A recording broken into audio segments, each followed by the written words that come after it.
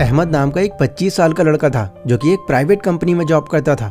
वहाँ पर उसकी मंथली सैलरी 40,000 रुपये थी, जो भारत के अंदर एक अच्छी इनकम मानी जाती है। हालांकि अपनी इस इनकम से अहमद भी काफ़ी खुश था, लेकिन उसके मन में एक डर था कि वो एक प्राइवेट कंपनी के अंदर है और ये कंपनी डिग्री से ज़्यादा हुनर को प्रायोरिटी पर रखती है। जहाँ कल को अगर कोई ज़्यादा हुनर वाला एम्प्लॉय उनको मिल जाता है तो वो पुराने एम्प्लॉयज़ को निकालने से पहले ज़्यादा नहीं सोचते। इसके अलावा उसके पास कोई भी ऐसा सोर्स नहीं है जहाँ से एक भी रुपया कमा सके वो। अहमद का वहाँ पर एक दोस्त था सुमित नाम का, जो महीने के 90,000 रुपये कमाता था। सुमित उसी कंपनी के दूसरे डिपार्टमेंट में मैनेजर का रोल संभालता था। सुमित के अंदर एक खास बात यह थी कि उसमें हुनर काफ़ी ज़्यादा था और इससे वो हर टाइम काफ़ी कॉन्फिडेंट नज़र आता। उसे देखकर ऐसा लगता कि मानो उस पर किसी भी तरह का प्रेशर नहीं है। ऑफिस में सबसे ज़्यादा अगर कोई चिल माइंडेड इंसान था तो वो सुमित ही था। अब एक दिन सुमित कॉफ़ी लेने के लिए कैंटीन में जाता है एंड वहाँ पर वो देखता है कि अहमद किसी गहरी सोच में बैठा हुआ है। सुमित अपनी कॉफ़ी लेकर अहमद के पास ही बैठ जाता है एंड उससे पूछता है कि अहमद, इतनी गहरी सोच में क्यों भाई, कोई प्रॉब्लम हो गई क्या? अहमद बोलता है कि यार सुमित, क्या बताऊँ, मैं डर में जी रहा हूँ। डर? किस बात का डर? सुमित, तुम्हें तो पता ही है इस कंपनी के जो ऑनर हैं वो कितने स्ट्रिक्ट हैं। वो छोटी सी गलती पर भी जॉब तक से निकाल देते हैं एंड गॉड ना करे अगर कभी मुझसे भी कोई गलती हो गई एंड उन्होंने बाकियों की तरह मुझे भी जॉब से निकाल दिया तो मैं तो यार बर्बाद ही हो जाऊंगा, क्योंकि यही इकलौती जॉब है मेरे पास पैसा कमाने के लिए। सुमित ने अहमद को समझाया, अहमद तुमको पता है मैं क्यों इतना कॉन्फिडेंट रहता हूँ? क्यों मुझे तुम ज़्यादातर टाइम चिल मोड में ही देखते हो? क्यों सुमित, बताओ मुझे। क्योंकि जिस डर में तुम आज हो, इस डर को मैं काफ़ी टाइम पहले बहुत पीछे छोड़ चुका हूँ। मतलब? मैं समझा नहीं। देखो, तुम्हारे डर की मेन वजह क्या है कि ये जो तुम्हारा एक लौता इनकम सोर्स है, बट मेरे साथ में ऐसा नहीं है।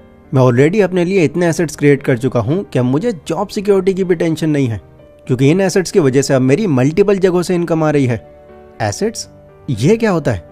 अहमद, एसेट्स वो चीज़ें होती हैं जो तुमको पैसा कमा कर देती हैं, जैसे तुम्हारे केस में तुम्हारी ये नौकरी। बट प्रॉब्लम यह है कि तुम्हारे पास सिर्फ यही एक एसेट है।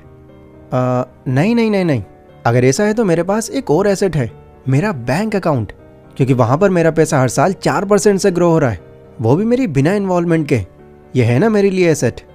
अहमद, ऐसा तुमको लग रहा है, बट अगर तुमने अपना बचा हुआ सारा का सारा पैसा बैंक में रख रखा है तो वो तुम्हारे लिए एक एसेट नहीं, एक लायबिलिटी है जो तुम्हारा लॉस करा रही है। वो कैसे? देखो, एक सिंपल सी कैलकुलेशन से मैं समझाता हूँ तुमको। तुम्हारा बैंक तुमको हर साल 4% इंटरेस्ट दे रहा है, यानी अगर तुम्हारे बैंक अकाउंट में 1 लाख रुपए हैं तो 1 साल के बाद तुमको उन पर 4,000 रुपये मिलेंगे। बट इधर अगर तुम महंगाई को देखो तो यहाँ पर हर साल 7 से लेकर 9% तक का जंप आ रहा है। यानी इस साल अगर तुम्हारे राशन पानी और ज़रूरत की चीज़ों की कीमत अगर 1 लाख रुपए है तो अगले साल तुमको इतने ही राशन पानी और ज़रूरत की चीज़ों के लिए लगभग 1,08,000 रुपये चाहिए होंगे। तो अब तुम समझो, इनडायरेक्टली तुम्हारे बैंक के अंदर उन पैसों की वैल्यू बढ़ नहीं रही, उल्टा कम होती जा रही है। हाँ, ये तो मैंने सोचा ही नहीं। लेकिन अब तुम ही बताओ सुमित, मैं और कौन कौन से एसेट्स क्रिएट करूं जिससे मुझे भी तुम्हारी तरह अलग अलग जगहों से रेगुलर इनकम आती रहे। देखो, मैं तुमको वो एसेट्स बता देता हूं जो मैंने खुद के लिए बनाए हुए हैं। इन्हीं में से तुम डिसाइड कर सकते हो कि तुम्हारे लिए कौन सा बेस्ट है।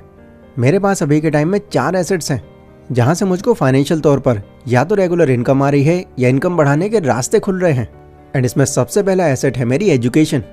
सालों पहले जब मेरी इस कंपनी में ज्वाइनिंग हुई थी तो मुझे भी इस बात का अंदाज़ा था कि शायद ये जॉब मेरे फ्यूचर के लिए 100% सिक्योर नहीं है। तो मान लो मेरी भी वही कंडीशन थी जो आज तुम्हारी है। बट कुछ ही टाइम के अंदर मैं समझने लगा कि अगर मुझे यहाँ पर लंबे टाइम तक टिके रहना है तो मुझे अपनी स्किल्स के अंदर सबसे बेस्ट होना पड़ेगा। यहाँ पर मेरा सबसे पहला काम सेल्स एग्जीक्यूटिव का था, जहाँ मुझे कंपनी के लिए पर डे के हिसाब से सेल्स निकालनी थी। अब उस टाइम मेरे साथ में जितने भी कलीग्स बैठे हुए थे वो सेल्स निकालने के लिए वही पुराने घिसे पीटे तरीके अपना रहे थे। तो मैंने यहाँ पर इनको फॉलो करने की जगह अपने नए तरीके ईजाद किए, जिनके लिए मुझे कुछ बुक्स और कुछ कोर्सेज बाय करने पड़े। डेफिनेटली यहाँ मेरा पैसा तो खर्च हुआ, लेकिन मुझे ये क्लियर था कि मेरी ये इन्वेस्टमेंट मेरे लिए आगे चलकर एक एसेट की तरह काम करेगी। और सच में ऐसा हुआ भी। उन बुक्स और कोर्सेज को अच्छे से सीख लेने के बाद मैं ह्यूमन साइकोलॉजी से लेकर persuasion, story telling, empathy, negotiation, इन सब चीज़ों को इतनी सफाई से यूज़ करने लगा कि सामने वाले के पास कोई रीज़न ही नहीं बचता था कि वो क्यों हमारा प्रोडक्ट ना खरीदे। एंड इसी के चलते मैं अपने बाकी सारे कलीग से कई ज़्यादा सेल्स निकाल पाता था। तुम यकीन नहीं करोगे, बट मेरा 1 साल के अंदर 3 बार प्रमोशन हुआ था एंड आज तो तुम मेरी पोजीशन और सैलरी देख ही रहे हो। अभी भी अगर मुझे लगता है कि मुझे कुछ और भी सीखना चाहिए तो वहाँ मैं खुद पर इन्वेस्ट करने से पहले ज़्यादा नहीं सोचता, क्योंकि ओवर द टाइम वहाँ पैसा लगाना मेरी ग्रोथ में ही काम आता है मुझको। सो ये था मेरा पहला एसेट। अगला एसेट जो मुझे पैसा बना कर देता है वो है घोस्ट रेंटिंग। अहमद ने हैरान होकर पूछा, क्या तुम भूतों से किराया लेते हो? अरे नहीं, मैं समझाता हूँ तुमको ये क्या है। देखो, तुमको भी पता है कि अगर तुम्हारे पास कोई स्पेस है, कोई हॉल या कोई घर वगैरह, तो तुम उसको रेंट पर देकर अच्छे पैसे कमा सकते हो। बट रेंट पर देने के लिए एक अलग घर खरीदना, इसको हर कोई अफोर्ड नहीं कर सकता। And to be very honest, मेरे पास भी फिलहाल इतने पैसे नहीं हैं कि 50-60 लाख रुपए लगाकर मैं कोई दूसरा घर खरीद सकूं। मेरी तो टोटल सेविंग्स ही 10 लाख रुपए की थी, जो मैंने लगभग 2 सालों में जमा की थी। लेकिन फिर भी मैं रेंटल इनकम कमा रहा हूँ। पर कैसे? अहमद ने बड़ी हैरानी से पूछा। देखो, इंडिया की पॉपुलेशन पिछले कुछ सालों में बहुत तेज़ी से बढ़ रही है एंड आज तो हम पॉपुलेशन के मामले में पहले नंबर पर आ चुके हैं। एंड इसी को देखते हुए मुझे ये सालों पहले ही अंदाज़ा लग गया था कि आने वाले टाइम में रियल एस्टेट की डिमांड काफ़ी बढ़ने वाली है। लोगों को रहने के लिए घर चाहिए होंगे, जगह चाहिए होगी। बट अगेन, हर कोई अपना खुद का घर अफोर्ड नहीं कर सकेगा। तो मेरे और मेरे 4 कलीग्स ने मिलकर 10-10 लाख रुपए अरेंज किए एंड 50 लाख की इन्वेस्टमेंट में एक ज़मीन लेकर उस पर 5 मंजिला फ्लैट तैयार करवा दिया। वो फ्लैट जब पूरी तरह बनकर तैयार हो गया तो उसके हमने हर एक फ्लोर को 13,000 रुपये मंथ के हिसाब से रेंट पर देना शुरू कर दिया। अभी लगभग 6 साल बाद मैं उस रेंटल इनकम से 9,36,000 रुपये रिकवर कर चुका हूँ। एंड अगले साल में इस फ्लैट के साथ साथ इसकी पूरी इन्वेस्टमेंट रिकवर कर चुका हूँगा। फिर इसके बाद इसकी रेंटल इनकम एज प्रॉफिट मेरे पास आएगी। तुम ये मानो, मुझे इन 6 सालों में मेरी 10 लाख रुपए की इन्वेस्टमेंट पर 9.5 लाख रुपए का प्रॉफिट हो गया। इनफैक्ट अब तो मेरी प्रॉपर्टी की कीमत भी बढ़ गई है। अब एक बार के लिए ज़रा इमेजिन करो, अगर ये 10 लाख रुपए मैंने यहाँ लगाने की जगह सेविंग्स अकाउंट में रख दिए होते एंड मान लो अगर मुझे उन पर 5% भी इंटरेस्ट मिल रहा होता, तो मेरे ये 10 लाख रुपए 6 सालों के बाद कंपाउंड होकर 13,40,000 के आसपास बनते। मतलब 10 लाख रुपए पर 3,40,000 रुपए, देख रहे हो, आधे से भी कम। तो इसीलिए ये रेंटल इनकम मेरा दूसरा बड़ा एसेट है। मेरा अगला एसेट जो मैंने अभी हाल ही में बाय किया है वो है एक लिमिटेड एडिशन गोल्ड वॉच, जो कि 5 लाख रुपए की है। अहमद ने फिर से सुमित को टोक दिया, अब ये तुम्हारे लिए एसेट कहाँ से हुआ? अरे यहाँ तो तुमने पैसे बर्बाद कर दिए, तुम तो शो ऑफ कर रहे हो। मेरी घड़ी देखो, 250 की है, बट टाइम वही बताती है। अहमद, 3 इडियट मैंने भी बहुत बार देखी है, ये डायलॉग मुझे भी पता है। बट इस घड़ी को लेने का पर्पस मेरा शो ऑफ करना नहीं है, मेरा सीधा पर्पस इस घड़ी के थ्रू प्रॉफिट कमाना है। अच्छा, वो कैसे? देखो, मैंने इसको इसलिए बाय किया है क्योंकि ये घड़ी गोल्ड से बनी है और गोल्ड के दाम हर साल 10 से 11% से इंक्रीज हो रहे हैं। तो इस 5 लाख की घड़ी को अगर मैं अगले 5 साल भी अपने पास रखता हूँ तो उस वक्त मेरी इस घड़ी की वैल्यू कंपाउंड इंटरेस्ट लगाकर लगभग 8,42,000 के आसपास होगी। एंड दूसरा, ये एक लिमिटेड एडिशन वॉच है जो काफ़ी रेयरली लोगों के पास मिलेगी, तो इससे इस घड़ी की वैल्यू और भी ज़्यादा बढ़ जाती है। तो ये कमोडिटी तुम मान सकते हो मेरा अगला बड़ा एसेट है, जो फ्यूचर में मुझे मेरी इन्वेस्टमेंट पर काफ़ी अच्छा प्रॉफिट देगा। अहमद ने सुमित से पूछा, सुमित एक बात बताओ, अभी तुम्हारी सैलरी 90,000 रुपये है, 13,000 रुपये तुमको रेंटल इनकम आती है, टोटल होते हैं 1,03,000 रुपये। इनमें तुम घर के खर्चे निकालने के बाद फिर भी बहुत पैसे बचा सकते हो। बट इससे पहले जब तुमको रेंटल इनकम नहीं आती थी तो तुमने 10 लाख रुपए 2 साल में जमा कैसे कर लिए? तुम घर का खर्च कैसे उठाते थे? और पहले तो तुम्हारी सैलरी भी कम रही होगी। तो इस पर सुमित ने हंसते हुए जवाब दिया, तुमने सही कहा अहमद, तुम्हारा ये सोचना जायज़ है, क्योंकि अभी तक मैंने तुमको अपने सारे एसेट्स नहीं बताए। देखो, उस टाइम मेरी मंथली सैलरी 50,000 रुपये थी एंड इसके अलावा मेरे पास कोई और इनकम सोर्स नहीं था। बट जैसा कि मैंने तुमसे कहा, सालों पहले तुम्हारी तरह ही मेरे मन में भी डर था। यही माइंड में चलता रहता था कि बस यही इनकम सोर्स है मेरे पास, किसी वजह से अगर ये बंद हो गई तो क्या होगा मेरा।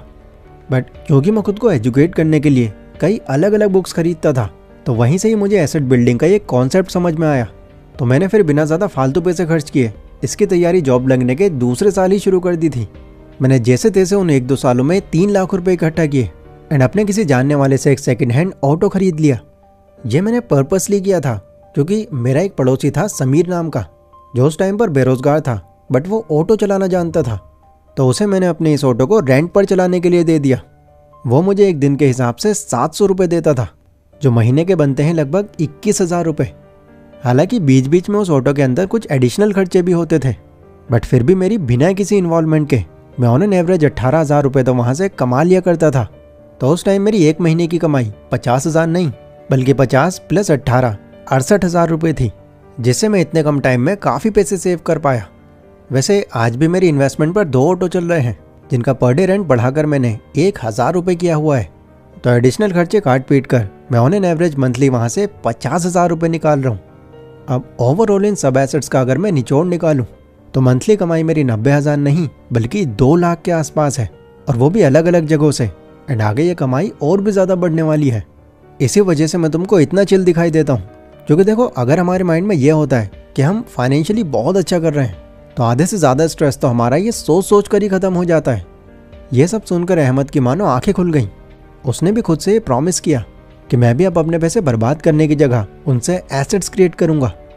दोस्तों आई होप ये वीडियो आपको भी काफ़ी अच्छे से समझ आई होगी एंड पता चला होगा कि पैसे बर्बाद करने की जगह अगर उसको सही जगह में लाकर उससे एसेट्स क्रिएट किए जाएं तो ऐसा करना आपको फाइनेंशियल तौर पर बहुत ही ज़्यादा ग्रो कर सकता है। ये वीडियो अगर आपको पसंद आई हो तो इसको लाइक ज़रूर कर देना। एंड आप भी अगर इसी तरह की 2D एनिमेटेड वीडियोस बनाना सीखकर एक नई स्किल से पैसे कमाना चाहते हो तो इसके कंप्लीट कोर्स का लिंक मैंने डिस्क्रिप्शन में दिया हुआ है, जहाँ पर आप सिर्फ 399 रुपीज़ में इस तरह की कमाल की वीडियो सिर्फ 20 दिनों में बनाना सीख सकते हो। सो जाओ और ये नई स्किल सीखकर अपने अर्निंग पोटेंशियल को बढ़ाओ।